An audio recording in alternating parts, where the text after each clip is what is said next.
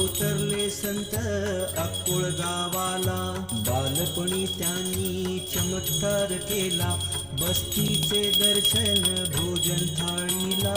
जय देव जय देव जय देव जय देव जय बाळू मामा, हाती ओवाळू तुझं कैवल्य धामा. जय देव जय देव. मेंढ्या राखीती उन्हातान्हात, मुक्या प्राण्यावर अपार प्रीत, एकीने वागावे कमी नाही होत,